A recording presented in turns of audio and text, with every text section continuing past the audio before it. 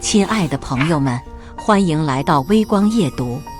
度假村修路赔了婶子几百万，她嘲讽我只是一个臭打工的，还不如嫁给他3婚的娘家侄子，彩礼能给2万，顶我半年的工资。爸妈气得差点犯病，婶子得意极了。过了几天，我被大家簇拥着审查工程进度，看着婶子加盖的板房，我发话：合同取消，改道。接下来开始我们本期故事，记得点击订阅并开启小铃铛。怎么来的这么晚？不是让你早点过来帮忙？你知不知道现在请个人工有多贵？婶婶站在院子门口白了我一眼。今天叔叔婶婶大摆宴席，让我早点来过来帮忙当服务员，这样就能少雇一个人，可以省200块钱。但因为今天工地出了点事，所以来晚了。婶子那200块钱没有省下，你上1天班都不一定能赚200，扣了就扣了，哪个轻哪个重都分不清，不就是1天工资吗？为了低调，别人问我工资多少，爸妈为了避免不必要的麻烦，都说几千块钱。没想到还是有麻烦找上门。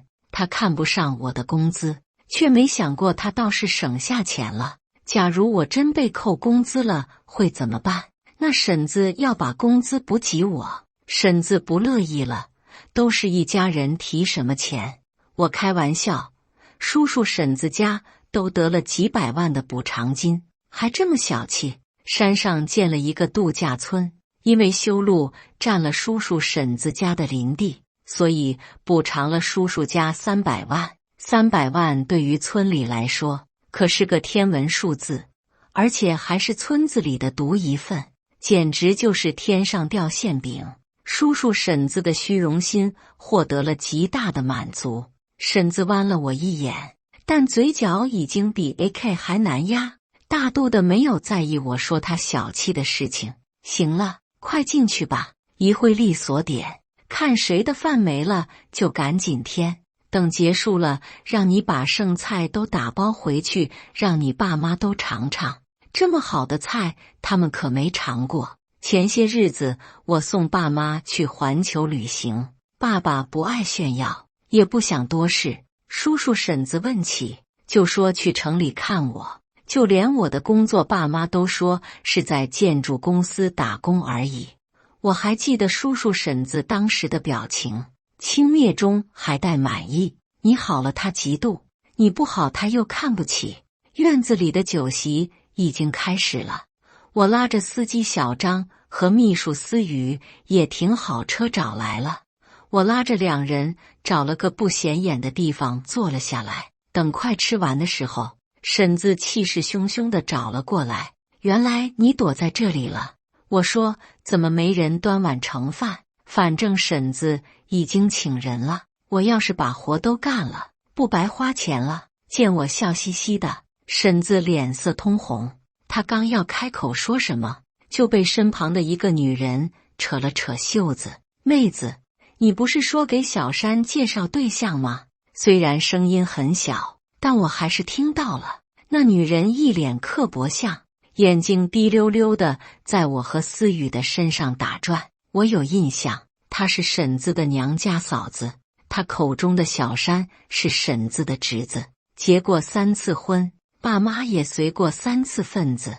按理说是不用随的，可每次婶子都主动来要份子钱，爸妈脸皮薄，也就给了。最近的一次是在半年前，当时爸妈正好和我在一起，我没让他们去，但还是手机转给了婶子500块钱。没想到这么快就离了。婶子翻了个白眼，像是勉强不和我计较一样，但又想起什么来，开始数落起我。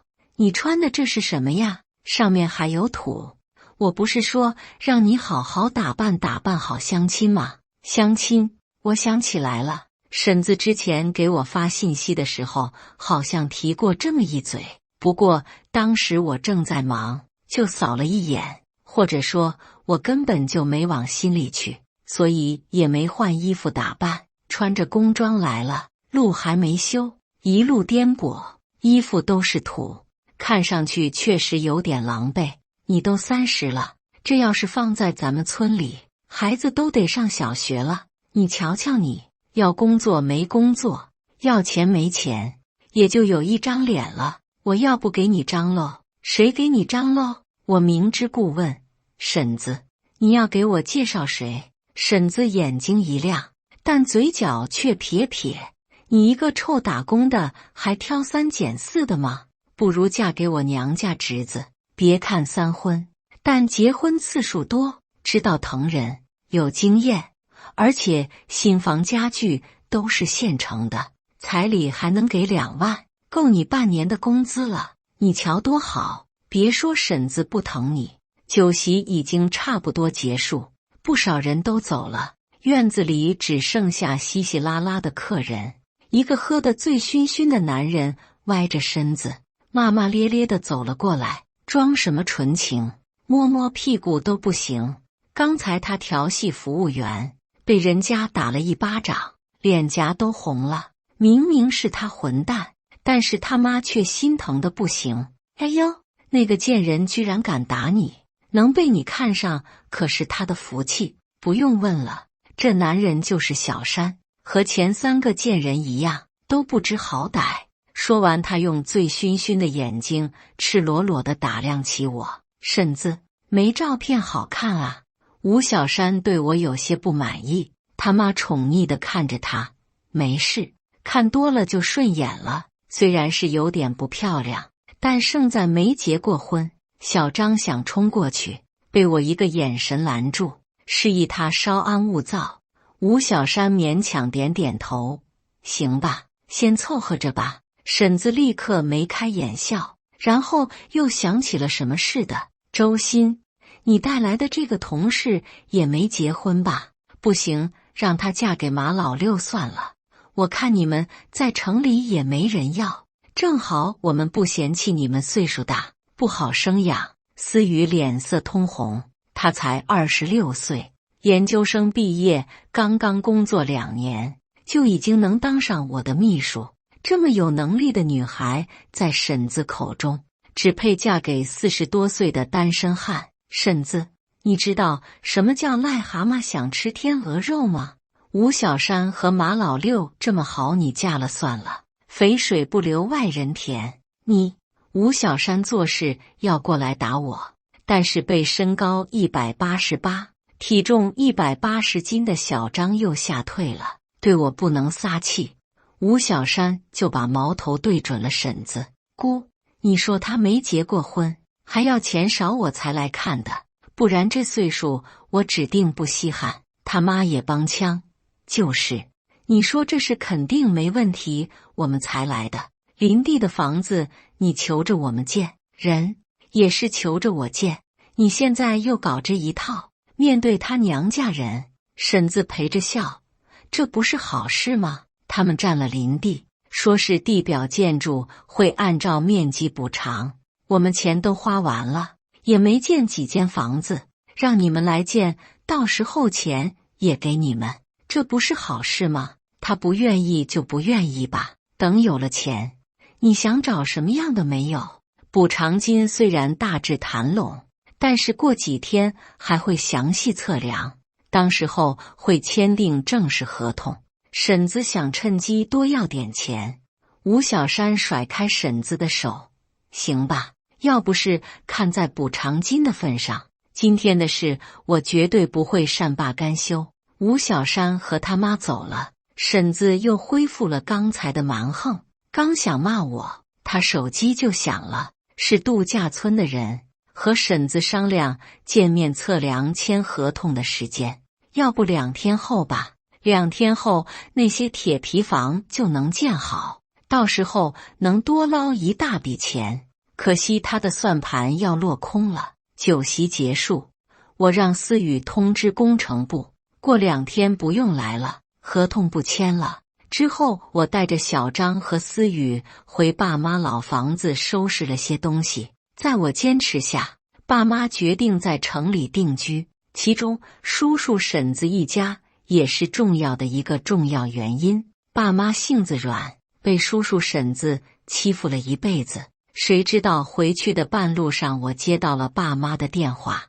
电话里妈妈语气急促，说爸爸刚才高血压犯了，现在已经在医院输液了。原来是婶子觉得我不知好歹，特意打电话和爸妈告状，顺便把没有在我这里撒的气撒给爸妈。好在去医院及时，爸爸已经没事了。我挂了电话，告诉小张先不回去了，折返回村子，然后让思雨给工程部打电话，说2天后按期测量。小张不解，周董，您为什么还要回去？他们这是不怀好意，给您介绍一个3婚的男人，就算是普通女孩也不能找他，而且还对您态度那么差。思雨也不明白，就是啊，您是度假村的投资方，这300万可是您出的钱，他们这样对您，还故意加盖板房，您就任由他们这么嚣张？我摇摇头，直接告诉他们我的身份有点没意思。对了，2天后让陈总亲自来，阵仗大一点。第2天一早我就被吵闹声吵醒。昨晚小张把车停在了路边，今早吴小山要拉板材，说是我的车挡了他的路。等我出来时，小张正和他吵架，吴小山满脸通红，明显是输了。路很宽，他的小货车完全能过去，很明显他是故意找茬。周围围了一圈的村民正七嘴八舌地说，吴小山有点钱就了不起了，还没签合同呢。就是，你们家盖这么多房子，人家老板也不是傻子，能给你们钱吗？看来大家也都是对吴小山和婶婶那嚣张的气焰不满。你们这群穷光蛋就是羡慕我家。说完瞪了一眼我，你给我等着。很快我就知道他说的等着是什么意思了。我和思雨在村里小卖部买东西的时候，有个光棍冲着我吹口哨，听说你城里当小姐，咱们都是一个村的老乡，你给我便宜点。怪不得不愿意跟我侄子，原来是当小姐啊！我呸，我家还嫌弃你呢。婶子也走了进来，撇了撇嘴，下巴一扬，要多得意有多得意，你们胡说。周董他是。思雨气不过，张嘴就要把真相说出来，我及时拦住他。你说他们也不会信。婶子撇嘴一笑，还周董，你们会所花名这么洋气啊？你要是周董我就吃屎。你会唱七里香吗？就周董，一口浓痰吐了过来，落在了我的鞋面上。那双鞋是我刚买的 Burberry 当季新款。你这人怎么这么没素质？你赔钱1万。思雨一个文文静静的小姑娘，哪里见识过婶子这种滚刀肉，气得指着婶子的手指都开始发抖。婶子晃了晃肩膀，瞧着我的鞋撇了撇嘴，还1万，一看就是破鞋。我拦着思雨，等婶子走远，别急，到时候她得上赶着赔我钱，给我道歉。转天就是婶子家签合同的日子，叔叔一大早就去镇子上买鞭炮，本想让吴小山开着去，吴小山没说不行，只是抽了一口烟，喷在叔叔脸上。我之前干货拉拉，一次200，姑父咱们是亲戚，你看着给吧。说完把还没抽完的烟扔地上，用脚踩灭。那烟是宴席上的，当时叔叔为了撑门面，特意在镇上买的中华，一条一条的扔在桌子上，看似很大方，但外面都用塑料袋裹着，又用胶带缠了好几圈，想扯开并不容易。有人试了试就放弃了，直到宴会结束，那些烟还好好的，不影响退货，这样既有了面子，又省了钱。之前爷爷活着的时候80大寿，叔叔就这样干过，老板不退，他就躺在人家店门口，直到老板同意退货。这次叔叔还想如法炮制，可没想到一结束，吴小山就当着叔叔的面一条一条地装进了自己的袋子里，边装还装边说：“姑父，你这也太不地道了，怎么抽啊这烟？”婶子一看是自己侄子抽，立刻跟着一起埋怨叔叔：“就是裹得这么严，明明这胶带还是婶子帮忙一起缠的，缠的时候还夸叔叔精明。”叔叔怕老婆，只能窝囊地听着婶子和吴小山的埋怨，然后一起拆胶带。本来叔叔就有气，现在看着地上被吴小山碾碎，只抽了一半的烟，顿时不乐意了。今天是签合同的日子，里面也有你一份，你出点力怎么了？再说我家还让你白得补偿款呢，你还和我算计这点小钱。叔叔算计了大半辈子，分家抽签时他作弊，把又小又偏挨着坟地的宅基地给了我家，好的则留给了自己。没想到现在被一个小辈算计补偿款，你那点补偿款都不够我玩几把的。要不是我姑求着我来，我才不来，我还得搭时间和板材钱。吴小山好赌，说的好像是他吃了多大的亏一样，其实他已经欠了好几十万的赌债，就等着补偿款还账。这次婶子依旧是站在自己侄子那边，多大人了还惦记小辈的钱，不要脸，对叔叔横眉冷对，转脸对吴小山就格外讨好。别跟你姑父一般见识，你可是吴家唯一的男丁，姑姑怎么能让你吃亏？然后当即给吴小山转账了1000，就当是补偿他了。吴小山这才不情愿地去开车，但是被我拦住：“叔，用我的车吧，我的是皮卡，后面能装。”吴小山的是面包车，我的是皮卡，从容量上肯定是皮卡能装。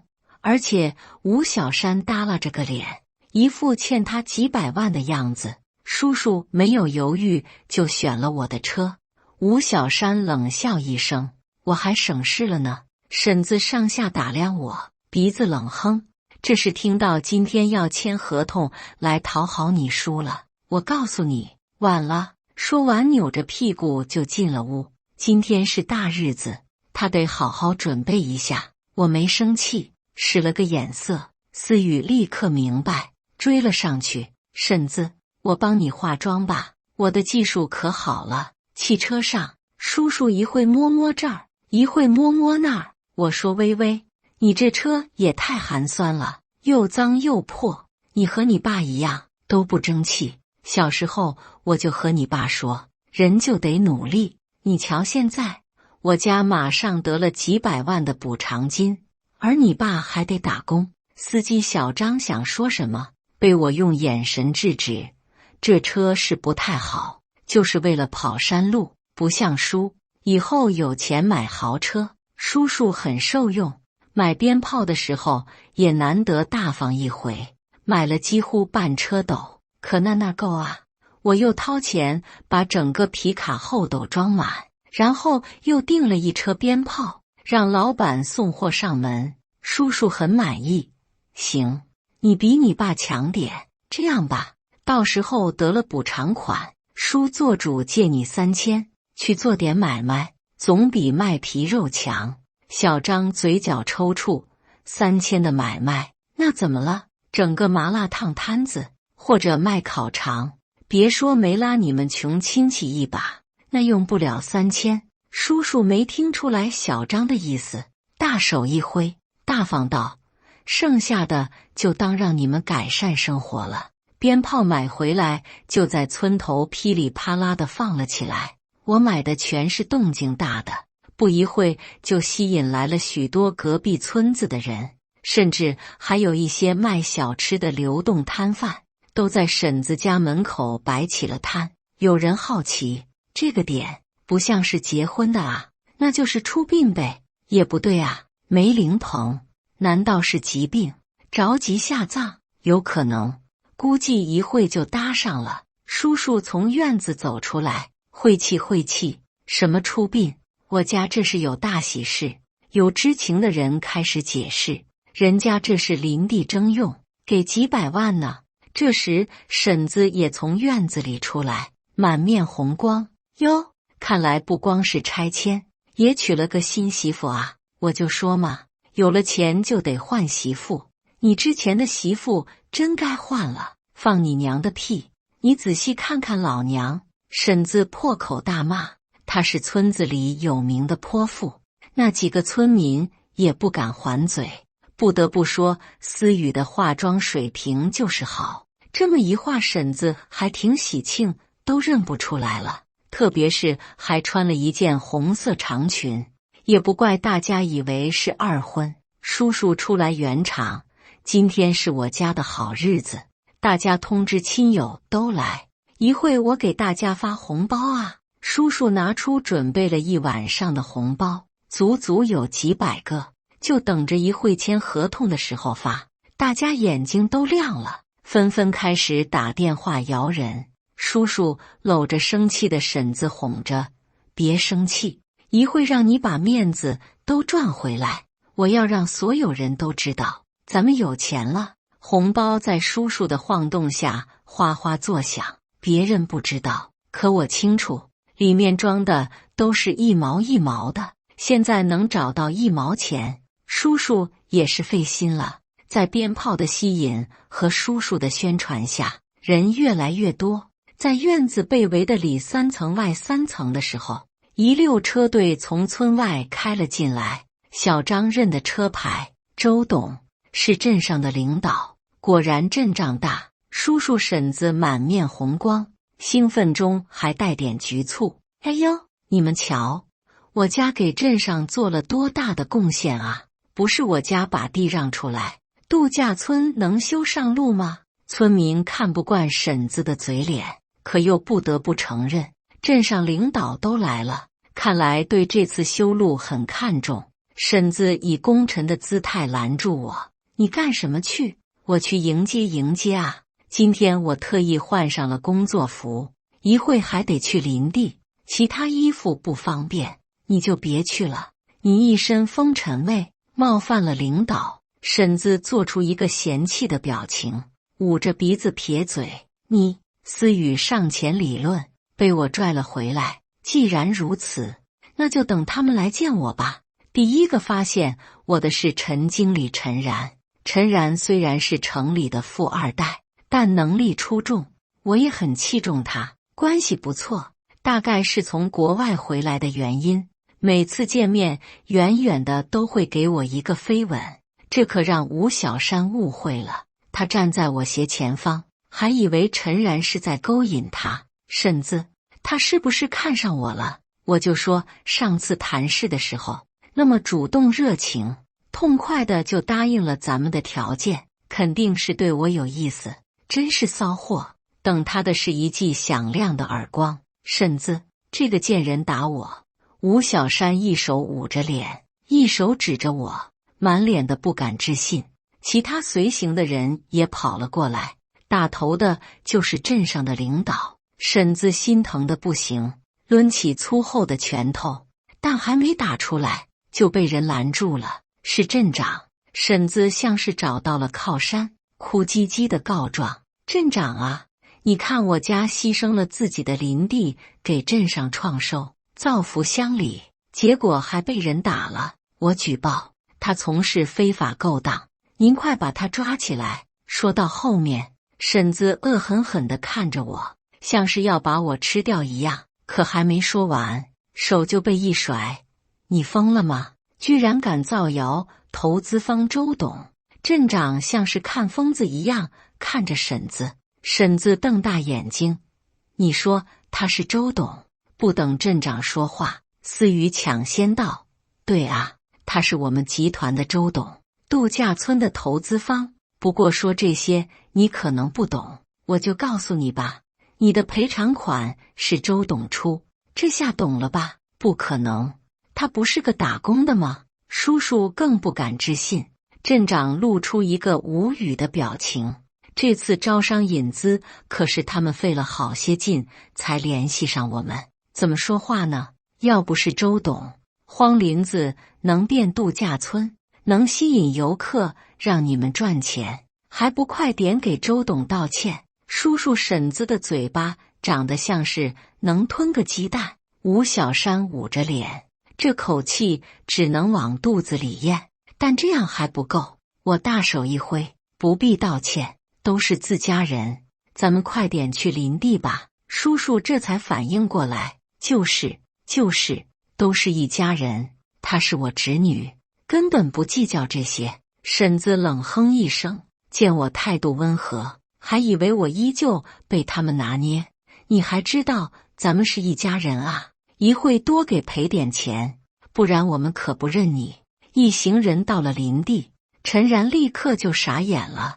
原来稀疏的林地现在都被盖上了板房，只是一看就是赶时间，为了省钱，也没找工人自己搭的，歪七扭八的，有的甚至连楼梯和房顶都没有。这是怎么回事？陈然指着那些板房，把我们当傻子。婶子有恃无恐，没搭理他，而是对我说：“本来我还担心，既然你是他们老板，我就放心了。一家人不说两家话，你胳膊肘不能往外拐。这些房子也是我花钱花力气盖的，在原有300万的基础上，再给我们500万，我们就同意签合同。”思雨气笑了：“婶子，刚才化妆的你不是说能多给个100万就行吗？”婶子剜了他一眼：“那是外人的价，现在不是知道周薇就是周董了吗？这是亲情价，不然你的钱给谁？还能给外人吗？”然后不耐烦地催促我：“快点吧，领导们都来了，不然一会我可该注意了。”吴小山狗仗人势，看着他姑姑这样理直气壮，也凑了过来。不对，还有我的钱，我那些板房也得值200万。然后你给我道歉，再让刚才那个骚货当我女朋友，陪我睡几晚。胡说八道什么？反了天了！镇长一拍板房，啪的一声，房子都晃了。看来也是生气了。没事，你们说的都对，这种事情不能便宜外人。陈然，把合同拿出来。陈然冷冷地看他们一眼，掏出合同，而我飞快地签上字，盖上法人章和合同章。婶子在一旁皱眉：“钱不对啊，怎么才400万？应该1000万啊！”把用完的笔递给思雨：“因为这不是你们的合同。”我把合同递给小张：“陈总已经勘察好了，公司决定度绕路你家林地，这些是赔偿款。你看要是不合适，咱们再谈。”来之前，我先让陈然去了趟小张家，他家也是本地，只不过需要绕一下路而已。小张结巴不知道说什么好：“周董，我家太偏了，绕路成本大啊，而且根本不用400万。”小张高兴的已经懵了，思雨反应快，捅了捅他，让他快点签。我笑：“就当我提前送你俩的结婚礼物吧。”等叔叔婶子反应过来，小张的合同已经签了，镇长也松了口气，当场宣布了这个好消息。小张把剩下的鞭炮全放了，比刚才的阵仗还大。围观的村民几百号人，不用说话，眼神就够了，全都在嘲笑叔叔婶子：“哎呀，打扮得这么喜庆，原来给人家当陪衬啊，还弄得这么热闹。”哈哈哈哈！不知是谁说了这么一句，大家哄堂大笑。婶子的脸抹着厚厚的粉底，惨白惨白的，但被鞭炮一熏，有些发黑，配上大红的口红，要多难看有多难看。这是我的钱，你凭什么给别人？哟，婶子也在乎钱啊！昨天你可是说周董的1万块钱的鞋是破鞋啊！思雨忍了好几天，终于出了口恶气。婶子嘴角哆嗦，想说什么没说出来，然后发疯似的从吴小三身上搜出一叠现金，姑，你说给我的怎么又抢回去？好呀，你又偷偷把家里钱给你娘家。婶子瞪了一眼叔叔，你懂什么？还不快点给微微，不对，给周董道歉。他拿着那1万块钱，讨好似的捧给我。周董啊，你大人不计小人过，这些的钱我赔给你，你把我们的钱也还给我吧。我已经猜到婶子不讲理，但是还是被他这种奇葩逻辑惊到。你的钱，你私自加盖，以为我们是傻子，还是以为我们的钱是大风刮来的？我们想在哪里修路就在哪里修路，至于你的钱，那是你自己的事，和我没关系。周薇，你不要给脸不要脸，我们是长辈，叫你声周董，还给你道歉了，你还想怎么样？想逼死我们吗？不还我们的钱，我就让你身败名裂。说完，狠狠踩着高跟鞋离开了。高跟鞋陷进林地的泥土里，让他一瘸一拐，看着就像是一只企鹅一样。我和镇长在林地里又聊了一会，秘书拍了几张照片，这些照片将来会用在宣传上。等我们弄完这一切，正要往外走，思雨突然拿着手机，一脸慌张地跑了过来。周董，您看，是个直播间，而直播的人正是我的婶子和叔叔。两人脸也没擦，衣服也没换，又滑稽又喜庆，只是脸上的表情和说出的话十分凶狠和恶毒。家人们，你们给评评理啊！我家本来要拆迁，结果被自己侄女周薇搅黄了，就因为之前我不小心把她在城里卖肉的事情说出来，她就记恨上我了，勾搭上了老板，故意让公路改道，便宜了自己的相好的。短短几句话就勾起了大家的八卦之魂。直播间人数飙升，已经到了1万人。婶子就像是打了鸡血一样，开始哭了起来，还是重复刚才那几句话。直播间里都是对我的谩骂，但也有人提出怀疑，不能吧？要是按照主播的说法，就一个小姐，能有那么大的能量让公路改道？是啊，能当上老板的人，不会傻到把钱当成大风刮来的。哎呀，反正就是他搞的鬼，我一个妇女懂什么？我只知道是他害了我家300万的拆迁款啊，说没就没了啊。婶子哭了起来，妆都花了。等等，周薇怎么那么耳熟呢？我记得投资商的董事就叫周薇啊，是他吗？婶子捂着脸，眼泪已经没了，但还故意发出呜呜的哭声。是他，但他不是董事，就是老板的小三，不然一个女的怎么能不靠男人就那么厉害？这时吴小珊也闯进了镜头里，她之前还想嫁给我，只不过她要的彩礼太多，我没同意。现在看来是想找老实人接盘，各位兄弟们可要注意了，别当了接盘侠。他的话引起了很多人的共鸣，瞬间刷屏，就算是还有人质疑，最终也被淹没了。婶子见状开始说出自己的目的，这种黑心企业咱们要抵制啊，不能让他赚了咱们血汗钱拿去养小三。顺便曝光下小三的信息，他叫周薇，大家别怕，你看这么多村民都和我一样，也在为正义发声。婶子的镜头拉远，后面都是里3层外3层的围观村民，镜头一扫而过，又重新回到了婶子的那张大脸上面，因为他害怕让网友发现马脚。但如果仔细看，还能看出那些村民们手里正拿着红包，而叔叔正在挨个发。大家等会再走，发了红包一会，咱们集体照张照片啊！吃人的嘴短，拿人的手段，只当是配合叔叔婶子一下，却不知道自己被利用，成了背景板。直到有人打开了红包，1毛钱，什么1毛钱？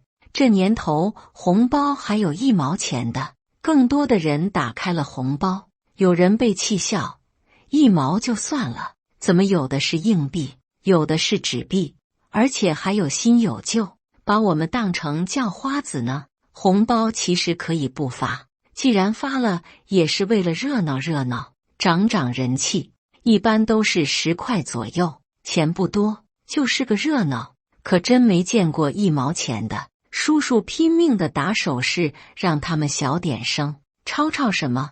我看群里发红包1分钱，你们不也是抢得挺热闹？现在给你们1毛，比1分多了。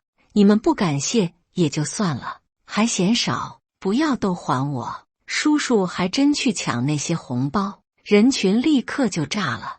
本来1毛钱红包就少见，更没见过还收回去的。人群骚动，也打扰了婶子的直播。什么1毛钱红包？后面该不会是主播花钱雇的群众演员吧？把问号去掉。我发小在现场，他刚才给我打电话，说就是1毛钱红包，把他们当傻小子使唤呢。不会吧？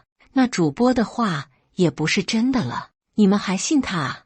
我娘家就是那个村的，他可是村里有名的泼妇，还是伏地魔，把自己的钱都给了自己弟弟，自己的亲生女儿都不管，为了省学费，大学也不让上，逼得人家小姑娘弄了助学贷款，和家里断绝了关系。他老伴更厉害，抠门算计，自家人都不放过，还想卖了自己女儿赚彩礼钱。幸亏小姑娘跑得快啊！原来这么坏啊！又有另一个网友说，还有更坏的呢。他们家故意在林地盖板房讹钱，然后知道投资方是自己侄女，狮子大开口，多要700万。他妈的，这是要上天啊！一共就1000万了。要是我也改道，我不要1000万，给我100万我就答应。这一家可真够坏的，就刚才他那侄子吃喝嫖赌，没有不干的，坏的透透的了。婶子瞧着刷的信息，已经看不过来了。别胡说，这都是假的，我才是受害者。可惜不管婶子怎么喊，都没人在意他。突然吴小山冲了过来，狠狠地给了婶子一拳头，手机被打掉，落在地上，正好把吴小山暴打自己亲姑姑的画面都拍了进去。我让你直播，跟你就没好事，媳妇没找到，钱没赚到，现在还暴露了地址。吴小山欠了不少赌债，被债主追讨。他之所以答应婶子加盖板房，一来是为了钱，二来是为了躲。而婶子直播间在我买的推送下，人越来越多，现在已经3万人了。有人认出了他，给债主通风报信，这就要来抓他了。配合着婶子被暴打的画面和远处叔叔与村民为了几毛钱打架的背景，直播间里有人也认出了我，周薇。我记得他上过电视，好像是扶贫良心企业。你这么一说，我也想起来了，前些日子镇上还宣传来着，是镇上好不容易拉来的投资，就是为了改善大家的生活水平，让咱们不用出去打工也能赚到钱。可不是，我老公以前要去外地打工，1个月5000多，过年才回来。现在度假村盖起来了，我老公就在里面上班，1个月6000，还能天天回家。我刚才看了起查查，他就是法人，根本不是小三。我在网上看过他的采访，他是靠自己白手起家。主播是骗子，骗子，骗子！那婶子要把工资补给我，生儿，而我也适时的打开了直播，用的就是度假村的账号。大家好，欢迎大家来我们度假村休闲娱乐度假。我们度假村准备了好几款福利套餐供大家选择。来，1、2、3，上链接。叔叔和婶子因为造谣和诽谤进了监狱，坐牢期间，吴小山拿走了叔叔家的全部家产，原来叔叔婶子这些年赚的钱都被婶子存在了吴小山的名下，这下是鸡飞蛋打。那些买板材的钱还是借的，债主把他们告上了法院，最后叔叔婶子家的房子被强制执行。等叔叔和婶子出来，已经一无所有了，吴小山也找不到了。据说他被朋友介绍去国外打工，赚大钱去了。而我的度假村客流不断，不仅吸引了本地游客，就连外地游客也慕名前来，生意红红火火。感谢大家的观看，本期故事精彩吗？欢迎大家在下方评论区吐槽。如果你喜欢这类故事，记得点击订阅微光夜读，并分享给更多的人，这会对我帮助很大。再次感谢大家的观看。